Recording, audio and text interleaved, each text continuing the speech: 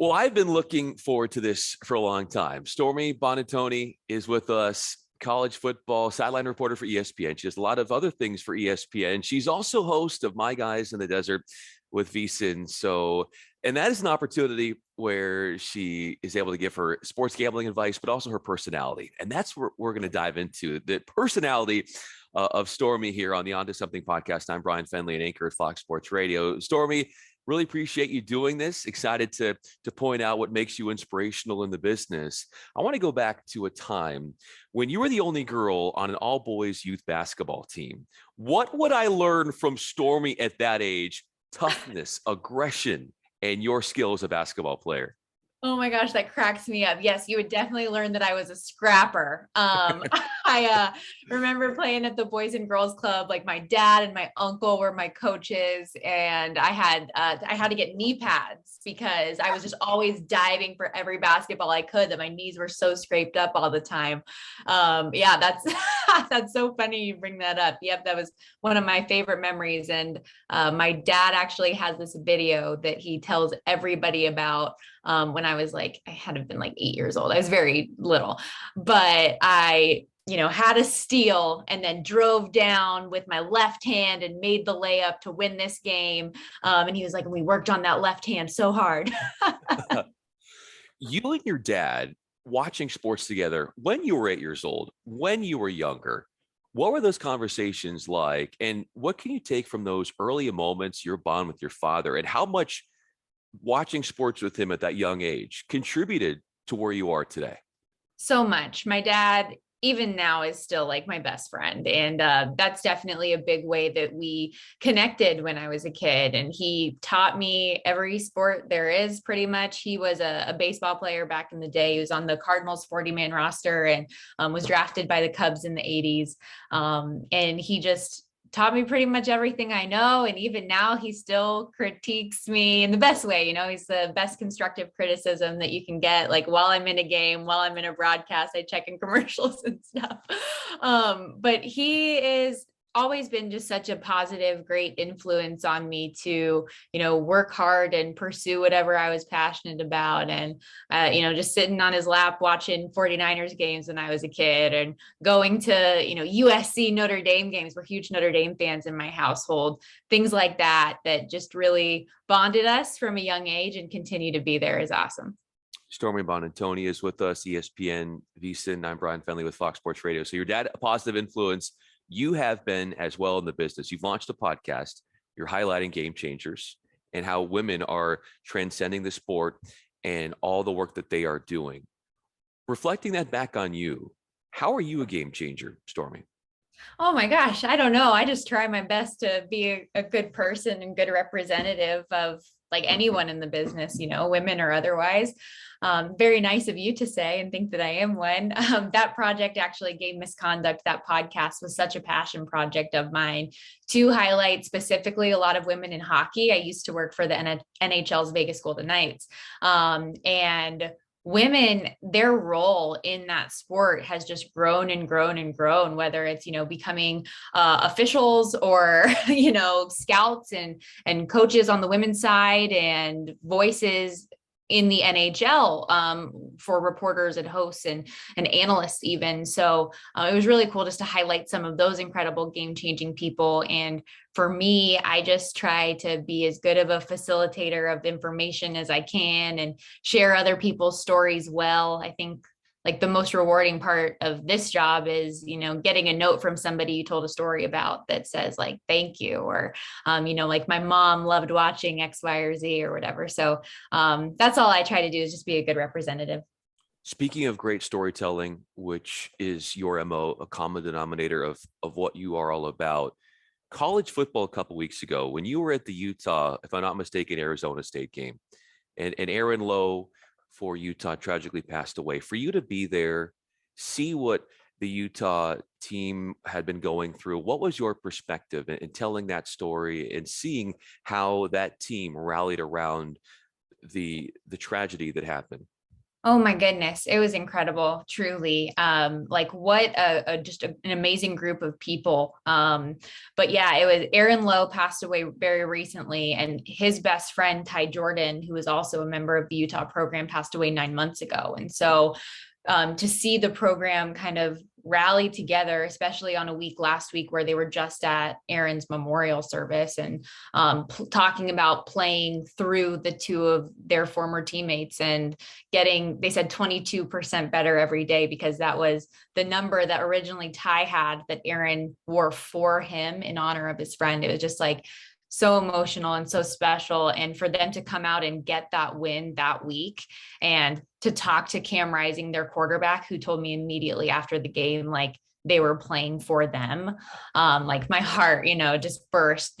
It's unimaginable tragedy what that program has been through. For a team to deal with something like that once ever, let alone twice in a calendar year, is just, it's absurd. And it's so tragic and so sad. And it was just incredible to watch the life that they played with for them. I know that Aaron Lowe's mom spoke to the team earlier that week and almost kind of like gave them permission that you're okay to play. Like this is what Aaron and Ty would want. And yeah, it was just really, really, really great to watch. Also great to watch was you being in the bubble NHL last season, and you being a regional reporter embedded in with the team. What was that experience like for you, Stormy? It must have been something like that none of us could have imagined. Yeah, it was something I definitely didn't expect to experience. And, hopefully we never go back and reverse to that type of a thing again. We're on the up and up, it seems, which is wonderful news for the country and the world, of course. But it was an interesting time for sure, because it was just so important to be smart. And it still is, you know what I mean? But because we were in this bubble like situation, it was a modified bubble because we were allowed to travel. But I, for however long, didn't go to the grocery store or like go to a restaurant or do these little things that go to the gym, even, that seems so like normal and day to day in everyone's lives, that we just could not do because the team had such a important purpose and goal to get to the Stanley Cup. And unfortunately that fell a little bit short in the Western Conference final against Montreal. But what a run it was to nearly reach that peak. And it was just so important for everybody to try to get there, like that they had a team that they felt was so built and ready for it. So it was an experience for sure. I ate a lot of just the same meals over and over again, because hockey players are very specific and like in routine, and they need to eat X, Y, and Z. So that means I'm eating X, Y, and Z. And, but for as kind of tough as I guess that side of it was really fun to watch and get to be a part of. And I was like the only regional reporter in the country that a team let do that with the team for the entire year. So it's a very unique situation. I feel so fortunate that the team trusted and let me do it, but it was not easy by any means either. You must have felt so fortunate when you got that call from the Golden Knights for the first time. Oh yeah. Lay out that scenario. Where were you? What were you feeling? How it all went down? Well, so our PR director had talked to me a couple of days prior and was like, hey, like I put your name in for this thing. We're going to have a really small travel party this year. And even when you're at the office, if you do end up getting selected by our bigger boss to do this year, like even at the office, you're going to have to be in your own separate section. You can't be at your normal desk. So like I had a makeshift office in a kitchen for the year, even when we had home games. But yeah, like he was just telling me like, hey, are you interested in this? Is it something you'd be okay with? And I was like, sign me up. Yes. Like what an incredible opportunity. And traveling was something that the postseason before, we all missed so much, and it wasn't the same. I didn't get to be with my broadcast crew, and I was eating a lot of meals by myself in my hotel room, but it was so worth it for such a cool experience. And that day that I did get the call, I was just like, yes, yep, I'll do it. No problem. Thank you. No worries. Having so many of these opportunities that you have now, in large part, is due to the mentoring of Chris Farrow and what he has meant to you. It's been fun watching what he's doing, and he's been a mentor to so many, yourself, and just getting to know him now and him being a mentor for me. But how has your career been able to grow thanks in large part to what Chris has done in your relationship and his trust in your work. I'm such a huge fan of Chris. And I told you before we came on here, when I was watching your interview with him pretty recently, everything he was talking about, being able to help make reporters have a chance, or, an analyst get his first opportunity. And, it's cool when he gets that call that he's the person that they look back to. And like, he's 100% that guy for me at ESPN. It's crazy. We went from him giving me a tour of the building at ESPN SEC Network in Charlotte to like however many months later, giving me my first opportunity on air. And it was not an easy test, mind you. It was Coach Calipari. Oh, wow. For Kentucky basketball was like my tryout with Chris, but just an incredible opportunity and something I look back on a lot, because not only did he give me that shot, but he gave me, advice and, constructive criticism on how to get better. And even after he left ESPN, we remained super close, and he would give me feedback on my reels and just talk through anything I was working on. He was always just such a great sounding board that, we're still friends, from this girl that he met from a friend of a friend to give a tour to the building to Wow. now. That's a great story. Yeah, he's amazing. I love Chris. Stormy Buonantony is with us, ESPN and VSIN. I'm Bryan Fenley with Fox Sports Radio. So speaking of advice that you've probably gotten over the years, Palo Verde High School, Miss Steffenhagen, if I'm getting that last name, pronouncing that correctly, what role did she play in facilitating this dream that you're living out right now? It's so funny, like looking back on these little things, because in college, I still wasn't 100% sure what I wanted to do. But then you think back about stuff in high school, like when you took a random broadcast class and, you got to sit at the desk and read the news for school for the first time. And, I just remember her being so fun and making broadcasting seem fun and like easier maybe than it ended up actually being. But no, she was wonderful. And even my professors, when I was in college and I did make that jump, I went to San Diego State for like my print journalism background, but also a junior college at the same time to get broadcasting experience. And I remember at that junior college, my teacher just really like pushing me toward it. It was like, hey, you're kind of good at this, like give it a shot. And I was just like, well, I'm actually like thinking about being a nursing major, so I should give it a shot. Like, okay, like if you think so. And I just went full force in it. And even at San Diego State, one of my advisors telling me like, you need to be doing sports. Like, yeah, your news stories are fine, but like sports are it for you, girl. So like those little nuggets, I guess, of people encouraging you that you're on the right track, I think is really cool. Also cool, cornhole tourney, ESPN the Ocho. You're hitting me with everything. You did your research. Hey, I know, Stormy, how busy you are, so I don't take your time lightly. I want this to be a lot of fun. So you talk about personality, and you had that at an early age. And that was in large part what people saw in you and what you see today and what makes you so appealing on television. But the personality that you showed in that cornhole tourney, how did that test you putting that on television? Well, I think it was like the players' personalities, right, that tested me more than my own, because they have what's called performance enhancing beverages. So everybody, has a drink in their hand, is having a blast, absolute characters. And these tournaments are long days. So like I get there and there's hundreds, even 1,000 different players that are participating in this tournament. And it gets whittled down to however many, the top 12 that are going to be on the television broadcast. So throughout the day, I'm just like introducing myself to different players, watching random games around the thing, having no idea who's actually going to make the broadcast until 20 minutes before we go on air. So that in itself is just so fun and such a unique test, because you do like, we're going on national television. You want to be able to have some fun, tell these people's stories. So like, I was just talking to everybody. But it was a blast. Like, I think people are like, cornhole, what is that? But it was one of the funnest events I've ever done, just because everybody's living their life, having a good time, sharing in it with their families and stuff. And they don't take themselves too seriously. Plus, if you win, you get this massive prize pool of money. And so tons of fun. Like I'm sure this year, even they had Marty and McGee out there. So Wow. they stepped up from me for sure, but it's been a lot of fun to watch. Fun to watch as well is certainly on the weekdays with VSIN. And your personality comes out in large part there. How much fun are you having with that show? And what goes in to be able to really be yourself on that program?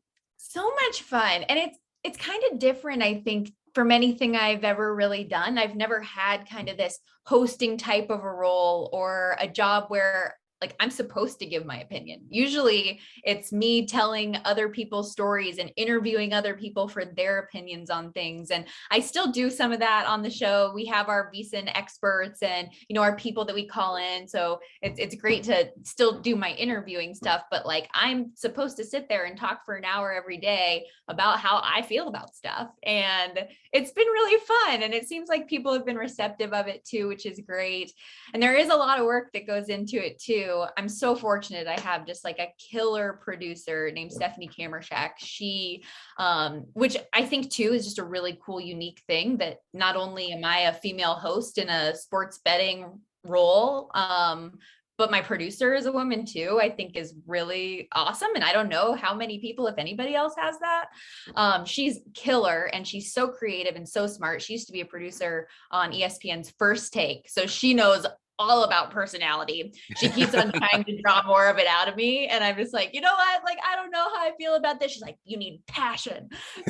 So I'm learning still, I think, how to, present my personality in that show every single day. And it's just been a blast and so different for sure. Stormy Buonantony, I'm Bryan Fenley. Where for you have the mindsets of not giving up, being courageous, being persistent in the business, where did that show up the most? Before you got to where you were today, maybe when you were just getting started, somebody said, keep going, keep pushing. I know you talked about that a little bit, but where were the moments where things weren't going your way, but by staying with it, eventually it worked out for you? I love this question so much because I would say it was after my first job, and this comes to me immediately because it was a really hard time for me personally. I was working at the Mountain West Conference and I'd been there for 3 years. I loved the job, loved the league, but I needed to do something different. My boss and mentor, Jesse Kurtz, who's wonderful, wasn't going anywhere. He's still there, so I didn't have any like upward mobility, I guess, there.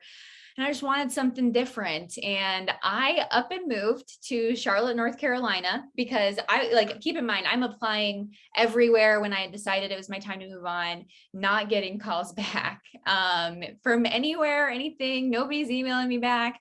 I finally decided I was going to move to Charlotte. And so they have so much there, right? They have the Carolina Panthers, the Charlotte Hornets, they have minor league hockey and baseball, like different networks everywhere at the time. Raycom Sports, Tupelo Raycom, which are third-party production companies, SEC Network, all the stuff. I was like, sports bed, I'm going, it's going to be great. It was not great when I got there. Everybody that I had been calling before was just like, oh yeah, like maybe we can meet when you get here. So it's like 6 months of like nobody talking to me. I moved there without a job. And I'm just sending like 100 emails probably to any school that was in a drivable distance for me, anybody at any of these places, not getting a whole lot of contacts back, but I just, kept trying. I ended up getting a sports editing job at NBC News Channel out there. So I was like, okay, I don't have to be a bartender or anything while I'm pursuing this. And like, I mean, no, disservice to that profession by any means. But I wanted to stay in what I was doing, right? Absolutely. And so I got this sports editing job, and it's kind of like an affiliate. It's a wire service for the affiliates in the country. So like I'm writing shot sheets and scripts and cutting video for all of the NBC affiliates, not on air at all. And no hope to be on air at NBC News Channel either. But I finally got like an opportunity for a UNC Charlotte ESPN3 sideline broadcast. I was like, yes, I got something in town. And then that kind of ended up being good for me to tell other people, oh, I did do something in town, right? And speaking of getting tours of buildings has really worked out for me in this profession. Really? Because I got a tour, and this is a much longer story, so I'll try to condense it. I got a tour of the building at the Carolina Panthers at Bank of America Stadium from, at their time, their executive producer of Panthers TV. And he told me, like, as he's walking me around the stadium, and we had talked on the phone a little bit beforehand about my background and stuff, that they ended up having to let go someone in a role that might be something I would be interested in, like a week prior. Wow. And so my tour around the building turned into like an interview very quickly. And then a week later, I got an audition for their post-game show doing some social media segment. And then that grew into like a team reporter MC role a year later and stuff. So like my job with the Panthers, as well as my job at ESPN, both came from getting a tour of a building. The harder you work, I saw that quote, the harder you work, the luckier you get, because you, as you know, it's a numbers game. So the more you're out there, the more you're throwing yourself out there, things are happening. And then of course, the talent comes with this as well. Stormy Buonantony, I'm Bryan Fenley. Last question for you.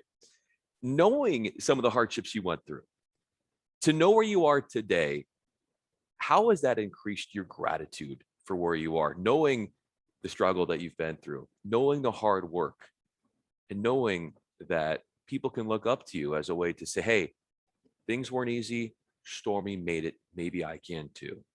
Yeah, so much. And thank you for saying that. That time that like I didn't have a job, like it was a full-time job, and it lasted a lot longer than I would have liked. You know, it was like a 6-month period of me having to fake confidence in myself. You know what I mean? And just keep hoping and believing that somebody else would believe in me and take a chance on me. And I'm so lucky someone did. But like that was definitely a time where you have to check yourself and see, are you really made for this? And I know a lot of people that stop doing what they're doing because they're not getting the emails back or the calls back. And I went through having very similar doubts, and I was just like, no, I can't imagine doing anything else. There's nothing else I want to do. I have to give this my all for as long as I can. And I think that's an important mindset. And I did work really hard. Like I said, I emailed everywhere I could drive to, and it paid off. And I'm a firm believer in hard work pays off if you give it everything you have. And I try to do that in my work now, because for as hard as it is to get a job, like I feel like so fortunate to have, I think it's just as hard, if not harder, to keep it.